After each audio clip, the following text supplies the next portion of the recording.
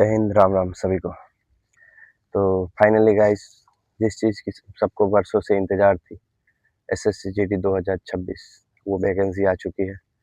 तो आशा करता हूँ वैकेंसी आ चुकी है, सभी खुश होंगे। बट खुश होने वाली बात तो है नहीं, क्योंकि वैकेंसी बहुत ही कम मिली है, बहुत ही कम मात्रा में वैकेंसी आई हुई है, जिसका उम्मीद भी नहीं था। काफ़ी लोगों को उम्मीद था कि 50 से 60 हज़ार वैकेंसी तो आएगी ही आएगी, बट वैकेंसी नहीं आई।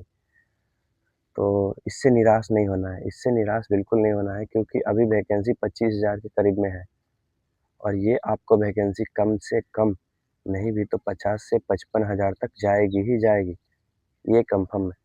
क्योंकि आप लोग देख सकते हैं उसमें जितना भी आप देखे हैं उसमें बीएसएफ और सीआरपीएफ का वैकेंसी है ही नहीं और एसएसबी का भी वैकेंसी नहीं है लड़कियों का।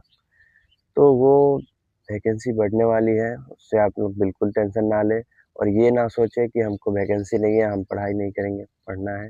वैकेंसी बढ़ेगी, 100% वैकेंसी बढ़ने वाली है और यह आपकी वैकेंसी करीब-करीब 50 से 55 हज़ार तक बढ़ के जाने वाली है। तो फाइनली वैकेंसी तो आ चुकी है, अब पढ़ाई भी आपको करना पड़ेगा और मेहनत तो काफ़ी हद तक करना पड़ेगा, क्योंकि मेहनत नहीं करोगे तो इसमें सफलता बिल्कुल प्राप्त नहीं होने वाली। क्योंकि आप देख सकते हैं कॉम्पिटिशन के मामला में बहुत ही एसएससी में हाई कटअप जाती ही जाती है और एसएससी जीडी का तो काफ़ी हद तक जाती है। 160 में 150 तो यूँ ही चले जाएँगे, अब ऐसा लग रहा है। तो ये सब पे ध्यान रखना है और अब पढ़ना है अपने को, ठीक है? तो कुछ बातें हैं कि तो मैं बता देता हूँ आपको, इस वीडियो में वही लाया हूँ कि कब से फॉर्म अप्लाई है, क्या है, कैसे भरना है, पोस्ट प्रेफ़रेंस क्या डालना है, नहीं डालना है, सब सही से आपको बता देना चाहता हूँ मैं। तो पहला बात तो आपका जो फॉर्म का स्टार्टिंग डेट है वो 1 दिसंबर से लेके आपको 31 दिसंबर तक, यानी कि 2025 के लास्ट डेट तक आपको फॉर्म अप्लाई करने का मौका दिया गया है। तो इस टाइम पे आप भर लें, नहीं तो बाद में, और मैं तो बोलता हूँ कि 20 तारीख से पहले ही भर लिया करो, नहीं तो सर्वर काम नहीं करती। सर्वर डाउन होगी तो फिर काम नहीं करती, वो फिर फॉर्म भी नहीं भरे जाते, ऐसे ही चले जाते हैं, लास्ट में 10 दिन ऐसे ही रह जाते हैं। इसी वजह से फॉर्म टाइम से भर लें। दूसरा बात, आपका जो एग्ज़ाम कंडक्ट करवाएँगे, उसमें एग्ज़ामिनेशन कैसे होगा, क्या होगा, ये सब भी सोचना है और काफ़ी कई लैंग्वेज में एग्ज़ाम होता है, तो सबको अपना-अपना लैंग्वेज भी सेलेक्ट कर लेना है। जैसे बहुत से पहले सिर्फ़ हिंदी और इंग्लिश में होते थे, पर अभी ऐसा नहीं है। अभी ऐसा हो गया है कि आपको 13 और भी लैंग्वेज में आप भर सकते हैं, असामीज़, बंगाली, मराठी, गुजराती, ये सब और भी लैंग्वेज हो चुकी है, तो उसमें आप सेलेक्ट करके भर सकते हैं। और वैकेंसी तो आप लोग देख ही सकते हैं, वैकेंसी बहुत ही कम है। इस मामले में वैकेंसी वैकेंसी देने के मामले में सिर्फ़ सीआईएसएफ में बहुत बढ़िया वैकेंसी आई हुई है, जो हर बार की तरह इस बार भी आई है। हर बार 12,000 करके आती थी, इस बार लगभग 14 साढ़े 14,000 वैकेंसी दी गई है। टोटल वैकेंसी आपका हो गया 25,487 वैकेंसी हो गया है। उसके बाद आपको बात करते हैं एज लिमिट के, आपको बात करते हैं एज लिमिट की। तो एज आपका एससी-एसटी को 5 साल की छूट मिलती है, ओबीसी को 3 साल की छूट मिलती है, एक सर्विसमैन को 3 साल की छूट मिलती है और आपका 18 से 23 साल एज है, इसके अकॉर्डिंग आपको चलना है। मतलब 1/1/2026 से आपका एज काउंट होगा और इससे 1/1/2008 से पहले का तक का कैंडिडेट फॉर्म भर सकता है। उसके बाद आपका हो गया, जो भाई हमारे एनसीसी किए रहते हैं, वो एनसीसी वालों को भी बेनिफिट मिलता है।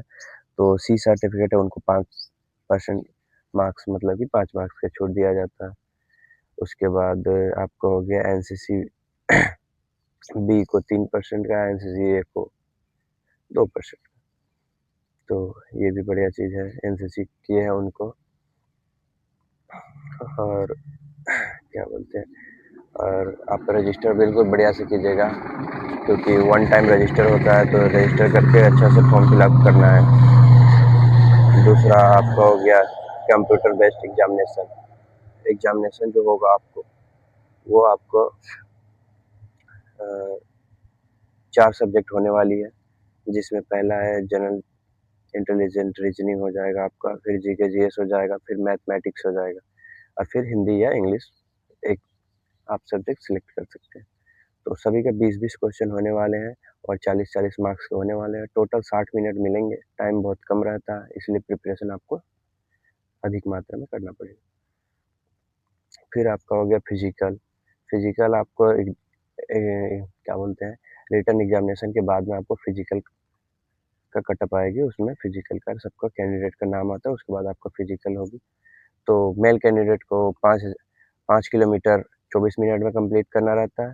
फीमेल कैंडिडेट को 1.6 किलोमीटर 8 मिनट 30 सेकंड में क्लियर करना रहता है। और बाकी पहाड़ी क्षेत्र वाले को छूट है, वो देख लीजिएगा आप लोग, बहुत बढ़िया। और जो लद्दाख से है उनके लिए 1.6 किलोमीटर का होता है, जो 7 मिनट में करना पड़ता है। और लेडीज़ के लिए 800 मीटर रनिंग है, जो कि 5 मिनट में है। ये फॉर लद्दाख कैंडिडेट रिलीजन के लिए। फिजिकल एफिशिएंसी आप लोग का मेल कैंडिडेट का जो हाइट होता है वो 170 सेंटीमीटर होता है, और नॉर्मली जो लेडीज़ लोग का होता है वो 157 सेंटीमीटर होता है। और इसमें कैंडिडेट के हिसाब से जो छूट होती है वो छूट दी गई है।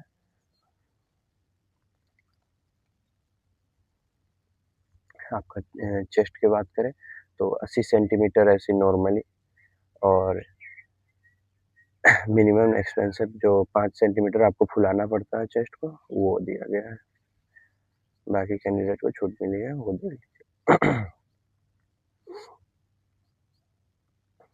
हम्म,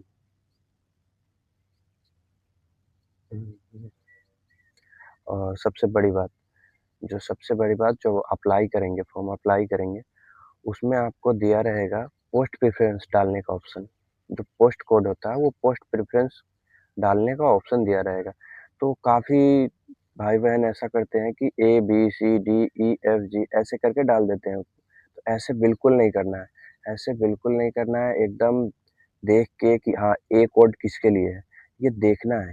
जैसे ए कोड, ए से BSF होता है, बी से जो होता है वो CISF होता है, और C से CRPF होता है, D से SSB होता है, E से ITBP होता है, F से असम राइफल होता है, और H से SSF होता है। तो ये कोड देख लेना है कि मुझे पोस्ट प्रेफ़रेंस सबसे पहले क्या देना है। मैं आपको राय बताऊँ तो मैं डिस्क्रिप्शन बॉक्स में आपको दे दूँगा कि पोस्ट प्रेफ़रेंस क्या डालना है। ये 100% वही डालिए आप। अगर आपको बढ़िया से बढ़िया एक पोस्ट चाहिए तो सबसे बढ़िया वही रहेगा जो मैं पोस्ट प्रेफ़रेंस दूँगा आपको, वही देना है। काफ़ी हद तक आदमी लोग सोचते रहते हैं कि सबसे पहले मैं क्या दूँ पोस्ट प्रेफ़रेंस। सबसे पहले आप SSF रखिए ऊपर में, सबसे पहले आप SSF को रखिए ऊपर में। सेकंड चॉइस पे आप CISF रखिए। सेकंड चॉइस पे आप CISF रखिए, थर्ड चॉइस पे SSB रखिए, फोर्थ चॉइस पे आप ITBP रख सकते हैं, और ITBP के साथ में उसके बाद आप BSF रख सकते हैं, BSF के बाद में आप CRPF रख सकते हैं। और काफ़ी भाइयों को ये रहता है कि उनका ड्रीम रहता है CRPF, काफ़ी भाइयों को ये रहता है कि ड्रीम रहता है मेरा CISF। तो ऐसे ऐसे भाई-बहन को मैं बोलना चाहता हूँ कि अगर आपका ड्रीम है, आपको और कुछ में नहीं जाना, आपको सिर्फ़ CRPF में ही जाना है, फिर भी आप एक बार सोचिए, SSF को सबसे ऊपर रखिए, CISF को रखिए, फिर उसके बाद आप CRPF दीजिए। क्योंकि CRPF में आपको बहुत से कठिनाई उठानी पड़ती है, जो कि CISF में नहीं है, SSB में नहीं है। इसी वजह से आप सबसे पहले SSF, सेकंड में CISF को प्रेफ़रेंस दे सकते हैं। बाकी मैं डिस्क्रिप्शन में डाल दूँगा वो बाय वन करके कि कैसे फर्स्ट में किसको डालना है, सेकंड में किसको डालना है, ऐसे करके मैं दे दूँगा प्रेफ़रेंस, आप देख लेना। उसके बाद है अप्लाई करते हैं, तो फ़ोटो और सिग्नेचर बिल्कुल अच्छे से देख लेना है कि एकदम जो क्रॉप करते हैं, क्रॉप करने के बाद एकदम मिडल में वो है कि नहीं। सिग्नेचर एकदम मिडल में होना चाहिए, और फ़ोटो जो अपलोड कर रहे हो वो ब्लर नहीं होना चाहिए, एकदम मिडल में होना चाहिए और बढ़िया होना चाहिए। तो ऐसे करके आपको अप्लाई कर लेना है, और अप्लाई एकदम टाइम से पहले कर देना है, बिल्कुल घबराना नहीं है, पढ़ाई तो करना ही है। और आशा करता हूँ कि सभी पढ़ाई कर रहे होंगे, क्योंकि बिना पढ़ाई किए हुए इस बार का वैकेंसी में नौकरी लेना बहुत ही मुश्किल हो गया है, क्योंकि इतना कम वैकेंसी आया हुआ है। वैकेंसी कम है, फिर कॉम्पिटिशन ज़्यादा है, फिर अभी फॉर्म कितने आदमी भरेंगे, वो भी एक सवाल है।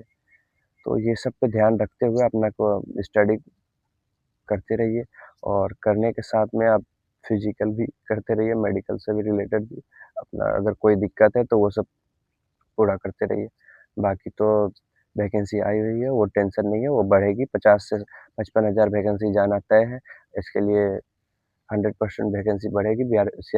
सीआरपीएफ जो वैकेंसी देने वाली है वो 15,000 करीब में उनका भी वैकेंसी हो जाएगी बढ़ के। बीएसएफ के भी सेम 15,000 तक वैकेंसी जाने वाली है। और एसएसबी में भी लड़की लोग का वैकेंसी एक भी नहीं दिया गया, वो भी बढ़ के अभी आगे जाने वाली है। तो मैं बोल दिया वैकेंसी आपका बढ़ने वाली है तो बढ़ने वाली है। और आशा करता हूँ ये वीडियो आप लोगों के लिए हेल्पफुल होगा। तो सपोर्ट कीजिएगा, चैनल को सब्सक्राइब कीजिएगा और मिलते हैं नेक्स्ट वीडियो में। जय हिंद, जय भारत।